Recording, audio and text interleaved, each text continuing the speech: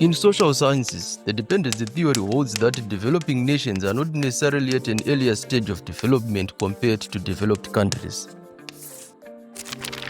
The theory posits they are rather actively kept and trapped in a state of dependency by the developed world. The developed world maintains these structural inequalities through many mechanisms and ways, but primarily through the core-periphery relationship, which sees resources perpetually flowing from the periphery, which is the developing world, to the core, which constitutes developed nations. The core countries control capital, technology, and advanced industries, while peripheral countries are dependent on exporting raw materials and importing finished goods. This structure facilitates the siphoning of resources from the periphery. For example, assume a core country wants to make one car.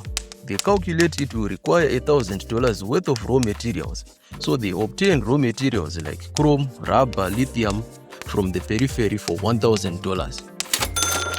After that, they process the raw materials, leveraging their capital, technology, and robust industry to produce the car.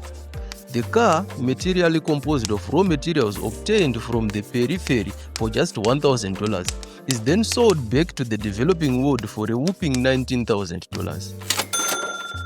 At the end of the cycle, the core country would have earned $18,000, while the peripheral nation would have equally lost $18,000, making it a zero-sum game. This difference accumulates over time, deepening the development crisis among peripheral nations. According to proponents of the dependency theory, when developed nations give aid to the developing world, it should not be perceived as complete charity. Because as one hand gives openly over the counter, say $1 million, another takes 20-fold that amount from beneath the counter. So when Donnie cuts and stops the flow of aid to the developing world, he plays a negative-sum game. Where the peripheral nations used to walk away with $1 million while core nations made $20 million, Donnie now takes all the $21 million on the table, thereby deepening the systematic economic exploitation and oppression of the developing world.